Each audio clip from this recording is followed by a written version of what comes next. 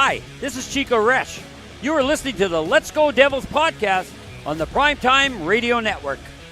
Happy Devils Tuesday. This is Devils After Dark, coming to you live from American Whiskey, 51 Edison Place, across the street from Prudential Center, next to Championship Plaza, and cross continent to the Michael J. Fox Studios in beautiful Beverly Hills, California. It's Scotty of SiriusXM Liquid Metal, as we're streaming live on Facebook Live, YouTube Live, X Live, Twitch, and now on Instagram Live on the Let's Go Devils Network, as the Devils get shut out by the BJs tonight, 3-0. It's ugly, Scotty. It's really ugly, and it is not good when the coach in the press conference basically called out the players, because I don't know. It's a lot of things that we're going to go over, Scotty, but this is unacceptable. Yeah. I mean, I don't know. There's really not much you can say about this right now. It just is not good being a New Jersey Devils fan. That's for damn sure. But yeah, we had a game tonight over here at the Rock. Columbus Blue Jackets coming to town over here. Old Elvis Merlinkins gonna be a net taking on your New Jersey Devils. And yeah, moving into the first period, we didn't get too much action there through the first and second scoring wise. The team, they kind of traded some opportunities here and there, whatever. Jacob Markstrom did not play terrible. Made some saves. There was a reversed goal at one point with our old buddy Miles Wood. And just, it was amazing to me how long it took, being that Miles Wood lawn darted himself into the crease. Into the crease there to, I don't know what the hell he was doing, to tell you the truth. But he made like a lawn dart right into the crease and then kind of went into a baby position. I don't know what the hell he was doing. Meanwhile, this was all in the blue paint. And not sure why it took so long for the referees to fix this, but it seemed pretty obvious from the get-go that this should have been a no goal, but of course they called it a good goal on the ice. And then they eventually reversed it. So yeah, what's going on, Sam Woo? What's up? I'm just, everything went wrong tonight. I mean, the first period and a half, okay, it was 0-0. It was a little boring, but I like boring. I definitely like boring. But after that first goal that Columbus scored, you knew it was coming. The Fire Fitzy chants started to sprinkle around the arena. And then after that second goal, it got really loud and louder and louder, along with other chants. And, the sentiment around the arena, Scotty, is people are mad. Devils fans are mad. They've had enough. And now you're going to play the New York Islanders, where I think they're going to blow the Devils out on Thursday, with Polak coming back. All righty. Well, we can talk about it after we finish up the recap. Sorry, Scotty. Go through the game. So, moving on into the third period, because that's when all the scoring started there. For the Columbus Blue Jackets, about 5 minutes into it, kind of a wild, wacky play there to get the goal with a shot. And then so much traffic in front and a puck bouncing back out. It was just a really weird, funky play. And it looked like Paul Cotter jumped to get out of the way of the puck. I don't know why he didn't block the shot, but it looked like he jumped to get out of the way, but he was in the way of Markie's vision. So, don't know what's going on there. Like, the team obviously completely fell apart once again in the third period. So, that one is a tough one to put on Jacob Markstrom. Weird goal. And then not too long after that, about 6 minutes after that, I'll say, Matthew Olivier then gets a backhand because Dougie Hamilton forgot to play defense, and there was completely no one on the other side except Timo Meier trying to race back and cover the position. You get Shimon Nemitz pinching to the blue line, to the corner, to the boards on the blue line, essentially just taking himself out of the play. I don't know where Dougie was. So then you get Timo trying to get back. Obviously not going to get there in time. And then you had the captain, Nico Hischier, coming off the bench. So just bad all around on that second goal. Good on Olivier for finishing it with a pretty slick backhand. But again, poor Jacob Markstrom on that one. He's kind of hung out to dry. Well, it's kind of a little 50-50 there on the breakaways like that, up and close. Either making an incredible save or Olivier's scoring an incredible goal. And guess what? This one went in the back of the net. And that's it again for Markstrom. So he gives up the one goal that Paul Cotter, instead of blocking, screened him and then jumped out of the way. And then the other one where Dougie forgot to defense. I don't know. We've been critical of Markey, but that's it's pretty difficult. And again, once again, 2 goals. He gives up. That means you can only give up 1 or none over here because the Devils didn't score any. And they don't score a lot of goals. They are bottoms in the league in goals for. And Olivier ends up getting a second of the game a little later on. He gets awarded a goal. Stop me if you heard this one before. Dougie Hamilton, when the Devils are, obviously we're in our 6-on-5 Taylor Swift era again. Dougie Hamilton can't keep the puck in at the blue line. And he goes by.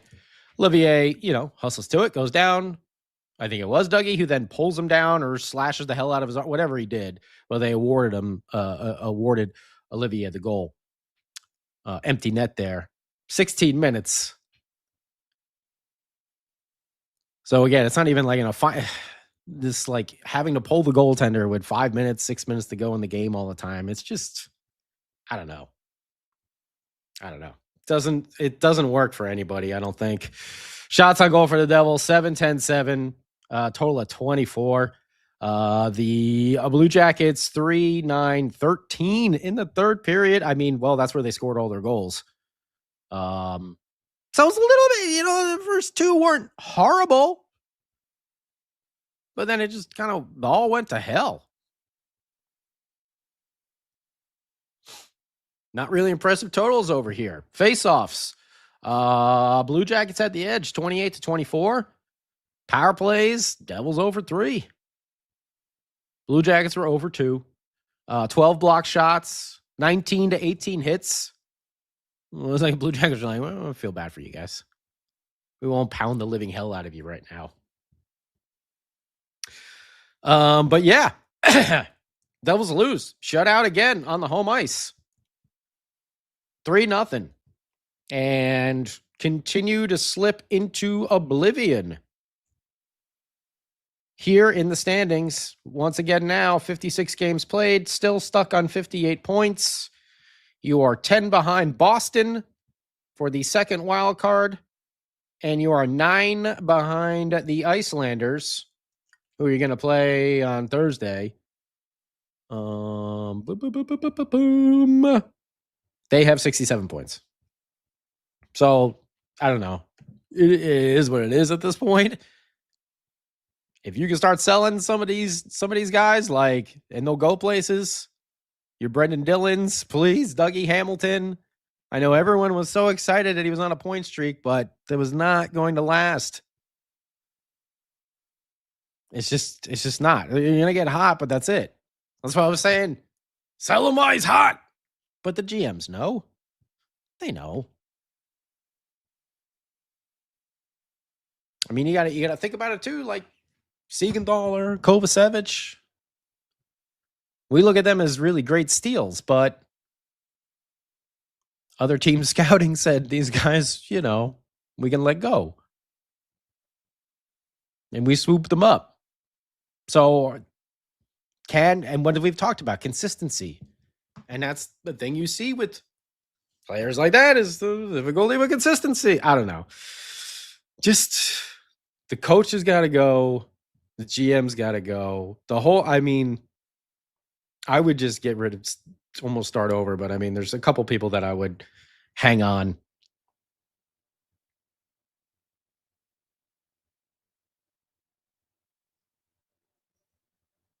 I mean, it is what I'm just telling you, Dubs. I'm just telling you what the standings are. That's what they are. We've just seen this team just.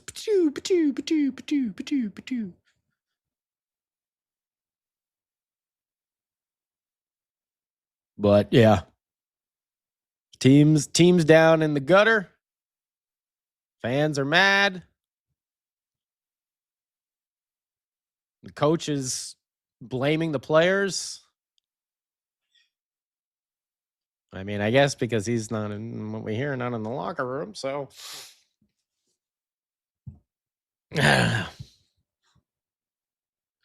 trade rentals, wait for the season to unload. Yeah, I think that's what it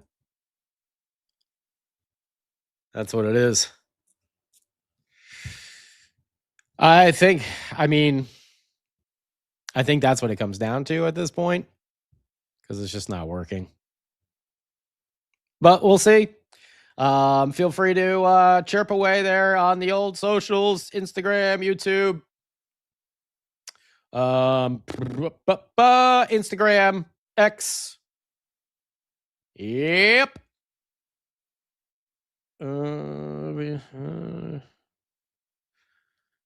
I guess we'll bring in Sam Woo right now. He was upset at the game. 5-6 chance. What's going on? Didn't I tell you this for the last 2 years? After that charity event that they have, the next game, it's just such a disappointment. It's such a letdown. It happens every year. And it's called distractions. 2 games ago? What's that? Wasn't that 2 games ago, or was that this is the first game since? No, I think it's happened, I think they're 1-4, 1-5 after this charity event. So, it's, again, I think I got a gist of what Sheldon Keefe was saying in the press conference. There's a lot of problems, and I go back to it because we can list out all these problems, Scotty, but we would need 2 hours to do that. But it all goes back. The culture of the organization from top to bottom. We cannot ignore this anymore. When we first started this podcast, we talked about it. We had fool's gold with that Taylor Hall season. We had fool's gold with that 112-point record-breaking season. But the bottom line is they don't have what it takes to win as a team. There's some individual success, But again, it all goes down to culture for me. It all goes down to sacrifice your teammates. It's not there, and it's like it's time to blow up this culture and start new. I don't even know where to start other than ripping it completely down. Or if David Blitzer, he's got to change the GM. The GM is probably going to change to a different coach, and we're not going to be Mr. Nice Guy anymore. You're going to bring a hard-ass coach, and you're going to start from scratch and work with players who truly want to be a New Jersey Devil. I don't care about talent. I want somebody that really wants to be here. And that's the starting point. But I can't believe we're even talking about this in 2026. With all these analytics and projections, they're all crap. Yeah, but we've said this for so long that there's some very obvious pieces of this team that are missing, and I don't think they've really done too much to address it. They're still not tough. They're soft. Yeah. It is what it is. You got your captain out there dropping the gloves, trying to prove a point, and who else has really followed up on that except his buddy Timo? He's the only one playing with physicality. Where's I know Tom Fitzgerald had this no assholes policy. That's fine, but you need some guys with a little edge. You can't just have a whole team of laid back dudes. I agree. You need to mix and match. Me and Sam Woo are different. If we were the exact same person, we would have all the same exact thoughts. This podcast wouldn't be as fun. It's good when we disagree and we can talk and we can go back and forth and see, hey, maybe Sam changes my mind. Maybe I change Sam's mind. But you can't just have all of the same type of player. This quiet, just go about your business. You need those guys, but you need some guys with a little more edge as well. And the team is not constructed the right way. I feel bad for the guys that are out there like Nico Hischier, who are busting their ass every single night. And Brett Pesce. Oh, yeah. Those two, listen, if you were even to tell me you're going to blow everything up, those would probably be the two guys that would be like, all right, they'd be the only two that I'd want to keep at this point. And maybe Jake Allen as well. But I don't know, it doesn't seem to be working. Love old Dawson Mercer, but I don't think he's going to pan out to be a top 6 forward. Middle 6 at best, but probably more suited for the bottom 6. We still don't have a scoring sniper. It was a good idea bringing in Brendan Dillon and Brett Pesce. I don't know if it was such a good idea signing Siegenthaler and Kovacevic to those deals. And right now, Brendan Dillon, you're looking at it he's good down there in that third pairing, but he's got some years on those wheels. I don't know. I just don't think there was a lot of I don't know. But the fact that all these guys have no movement clauses is going to make everything completely impossible to do anything. So that's why I'm almost in the notion of just blow it the hell up. Because honestly, the two guys you're going to get the most for are Brett Pesce and Nico Hischier, unfortunately. But would I? Those would be the two that I would like to keep, just because I respect them so much. Not that I disrespect all the others, but some need to go, and some just it's just part of the overhaul. That's my opinion on it. And you need a new coach. You need a new coach. You need a new GM, 100%. I know you need new owners, but they're never going to sell the team. So you need someone who can go in there and lay down the hockey law and really do it the right way. That's me. That's what I think.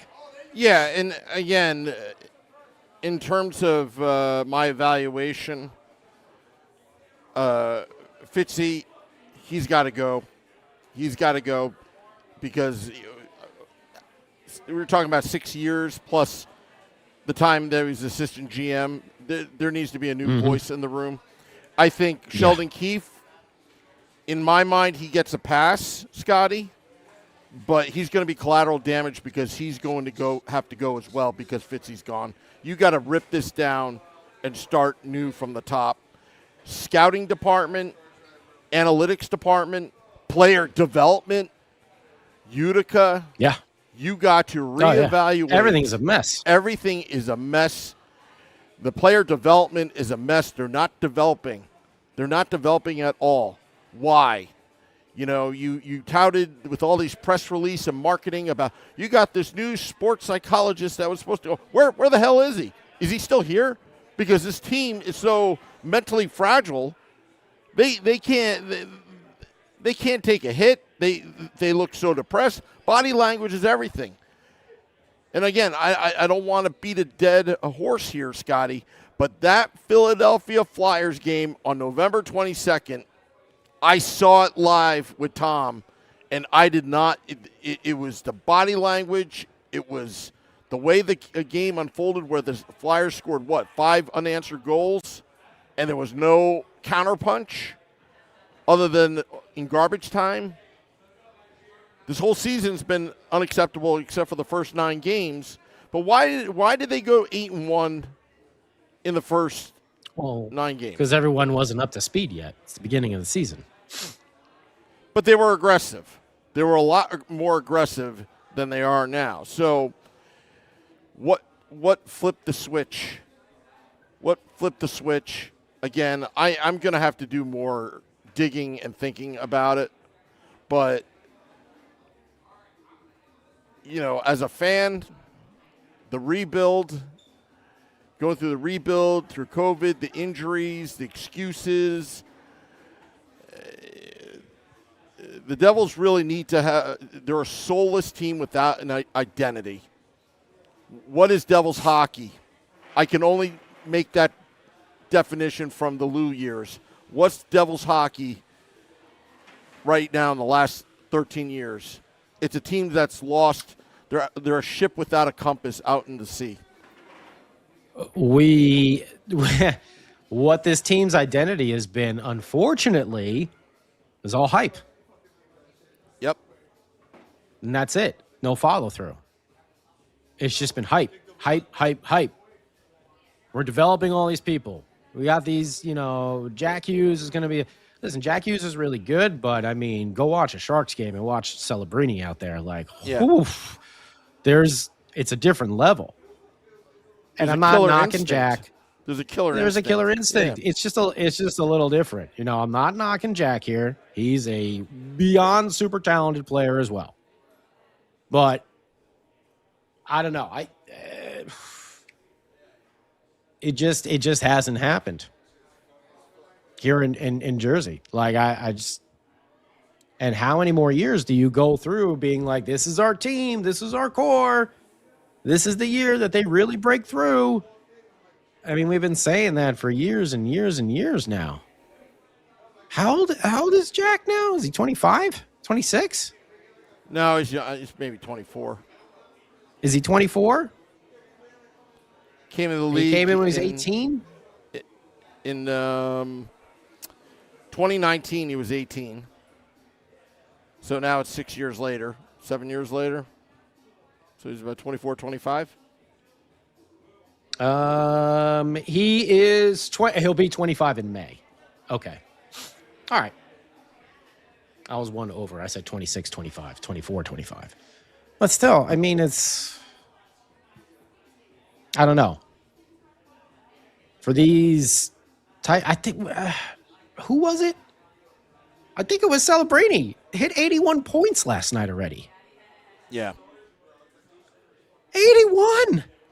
And you want to know something that's really tough to swallow? And he was hurt. Go ahead. The upper management in San Jose came from New Jersey. That hurts. And San Jose fans were mad about Timo Meyer being traded, and all hell broke loose in San Jose. Look who's laughing right now. San Jose got it done in 2 to 3 years. New Jersey Devils, absolutely nothing.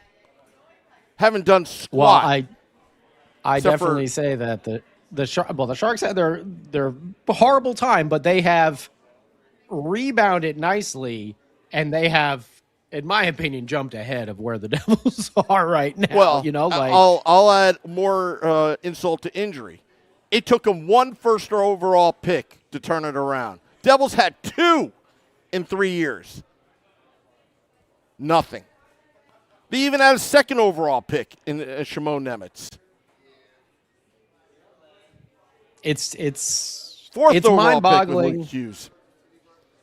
It's mind-boggling that they found a way to screw this up so bad, but they did, and we're here with it.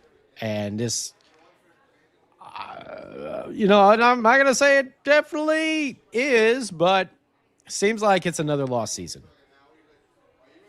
I'll remain hopeful, but in my mind, in reality, I'm looking at this as a completely lost season.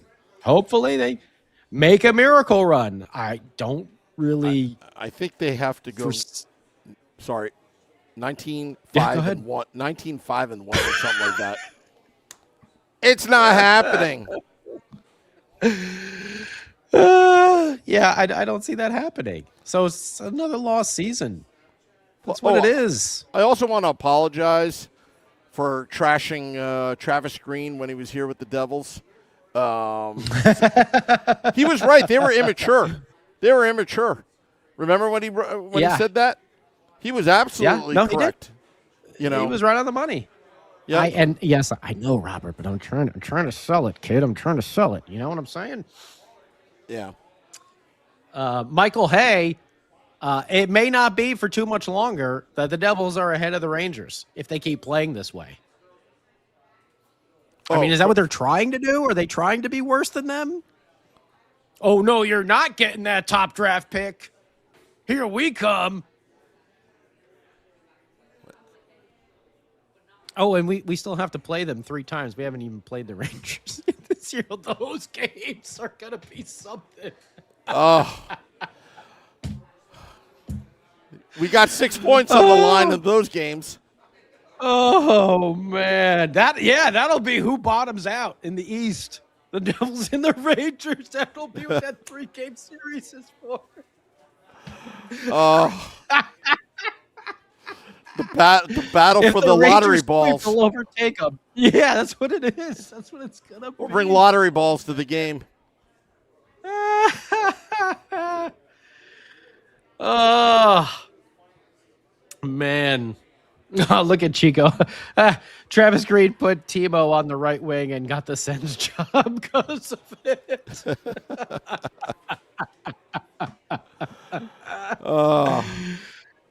Oh, man. Yeah, I mean, this is bad. And it's like at this point, I just laugh at it. I don't even know what to say anymore. It's just bad. There's no other way around it. Like, this is just, the culture does not seem to be good. This team is injured all the time. I don't know. I'll tell you what. If we lose on Thursday, I want to talk to David Blitzer. I want to know what he thinks, because is he pissed?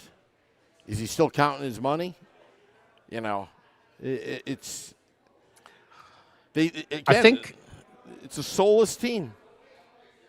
That's what it feels like right now. And honestly, it's funny, Chico. Travis Green has the Sens playing the style that Keefe and Fitz want the Devils to play. I think we got to start looking at who might be available out there, GM wise. What do you do in this situation? Do you go for the aging veteran general manager? that might be out there to kind of steer the ship back ashore type of deal? Or do you look like to some of the better teams out there who have done good scouting and drafting and trades and everything like that? You know, looking right at Florida and Colorado and everything like that. Do you start looking at some of those staffs and say, is there an assistant there? I don't know off the top of my head. I'm going to have to start going and do more research on it. Well, you know how I feel, Scotty. I know you don't agree, but the thinking is right in terms of you need a hard ass to clean up, because these contracts are going to be hard to get to move. You need a hard ass GM that's ruthless, that's willing to make players disappear to clean up this roster. And on top of that, you're going to need a hard ass coach, a North American coach. I'm talking about John Tortorella type, to really put structure and discipline in this team, in the entire organization. I think that's where it starts. The scouting, the player development all around, that needs to be revamped, because, you know, this team prided on their analytics, and I'm telling you, your numbers suck. Well, I'm thinking, I mean, you, Chico, you had kind of a similar thought that I did, in the sense of, would it be a good idea for someone like a Brendan Shanahan to come back as the president of operations and have him select the GM? Or say I would be open to Mr. Lamoriello as the president of operations overseeing everything. That's a good compromise. That's what I would. Yeah. That I would definitely be open to. You know? But I think that the team, that's when maybe if there's one of those like assistant GMs out there, or someone who's been kind of AHL, you know, like, I have to look and see. I don't know them as well, like all the assistants around the league. But maybe then there's someone that does get a little maybe mentoring from Lou, but is handling the GM duties. I will even add. I think it should keep them separate, though. Yep. This whole president and GM thing, I don't know. Because who's holding you accountable? It's right now. It's nobody. Fitzgerald's holding himself accountable because he's president and the GM. It's David Blitzer, and he's not doing anything. But I will also say, if you bring in Brendan Shanahan, Shanahan has to negotiate on a precondition that the ownership group, the marketing side, the business ops side, does not interfere with the hockey operations side. Because I find that the marketing and all that is a big distraction to the players. It's a big distraction. You talk about hype. I think these players are believing in their own hype and press releases every single time the Devils make a transaction. I honestly believe that. And I think accountability is the biggest word. Scotty, go ahead. Yes. Sorry. Yes. And I was going to say, Stephen Herschel Walker, don't you dare put that evil on us with Fletcher. Okay. He goes immediately with his buddy Fitzgerald. They are both out the door, 100%. The answer is not Fletcher. Since he's come here, Fitzgerald has made nothing but bad moves. So, no. That dude is 100% out the door. And if it is someone like a Brendan Shanahan or a Lamoriello in that president position, let them pick the GM. That's right now, that's what I see. And these are people that fans trust. They trust Brendan Shanahan. They trust Lou Lamoriello. You know, it may not be their ideal choice, but at least it's a familiar face. You bring in another outsider. Somebody mentioned John. I don't even know how to pronounce his last name. You know, he was with the Arizona Coyotes. Give me a break. That guy comes with baggage. Forget it. He's not a real GM. I'm sorry. And what happened to Arizona? You know, it didn't work out well over there. You know. Yeah, everybody. Stanley says move him to Quebec. Oh, Kate Madigan and Megan Duggan, huh? No, that was going to work out. Well, I'll be honest with you. Airborne says throw them into the Mad Max Outback and just see how they do. Toughen them up. Yeah.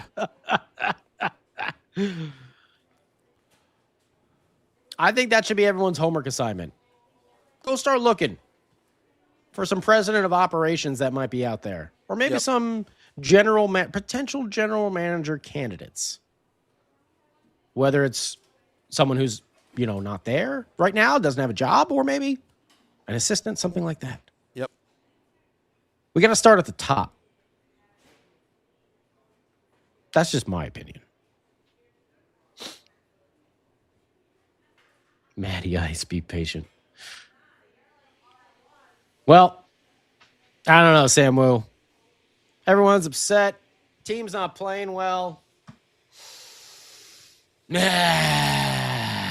Not making for a happy hockey season here in New Jersey, that's for sure.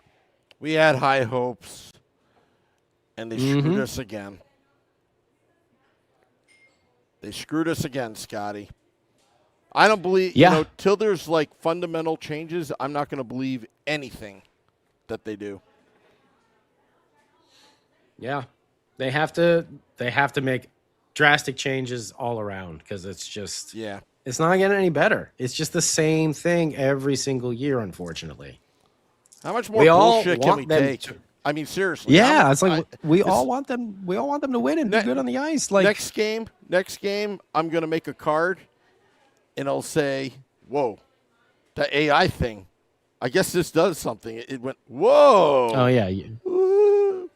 Anyway. No, you're just. I was going to say, and... I'm going to make a card, and it's going to say, "Stop the BS," and I'll hold it up. That's just my. All right. Yeah. I don't know. I'm depressed. I'm gonna have to get a pizza at American Whiskey now.